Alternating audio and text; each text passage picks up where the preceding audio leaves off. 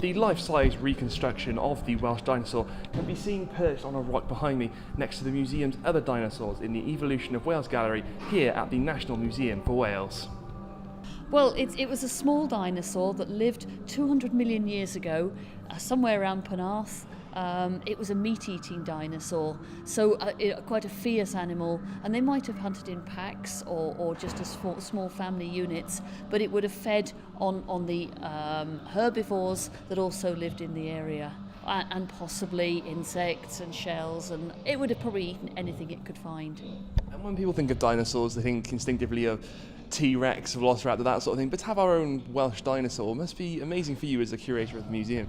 It is, it's fantastic. We do know that there are the remains of a few other dinosaurs in Cardiff, but we only have individual bones for most of these. And this is the first fairly complete dinosaur we've got. It's also the most recent dinosaur we've got in Wales, and the very first dinosaur in the Jurassic period. So it's the first sign we've got of the Welsh Jurassic Park.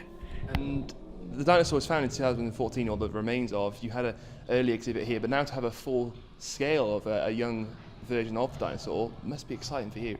It's brilliant because for the first time we can show people actually what it looked like, what we think it looked like. The fact it might well have had this feathery covering on it, the fact that dinosaurs, we don't know what colour they were, but they very probably blended in with the sort of background, the scenery, much like animals do today. So we've made this life-size model of it, showing people exactly, our version of what it looked like.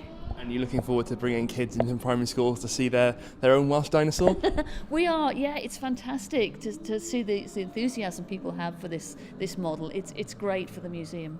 The dinosaur took a paleontologist from Bristol over 3 months to make, including hand-stitching feathers onto the dinosaur, and it'll now be on display permanently at the National Museum in Cardiff. It's a complicated process. We got Bob Nichols, a paleoartist from Bristol, to make this model. He first had to do painstaking research to actually decide what the animal would have looked like. He compared it to other dinosaurs, looked at the skeleton, looked at how the muscles would form, and then he had to make a model of it out of clay. He used a metal structure and then covered it in clay to make the actual model. Then this had to be moulded with silicone rubber, and then from that mould he made a cast of it out of epoxy. But the painstaking work was actually to put all the individual feathers onto the specimen and to decide what pattern these feathers would form and what colours he was going to use. And you're basing it off a fossil, like you said. Just how much research goes into something that's so small? A huge amount, and it's not just the research on our fossil, it's the research on dinosaurs throughout the world. Dinosaur feathers have been identified, and people have actually identified chemicals within the feathers which tell you what sort of colours might have been there. They've been identified sort of the storage containers of melanin, which is the colour of human hair, and they know this was sort of black and browns and gingers and whites, so we know this sort of colour existed with dinosaurs. And it's amazing that millions of years on, we're still discovering things on our very doorstep. We are, and there could be more. This one might not have been alone, and we might still find more exciting discoveries in Wales.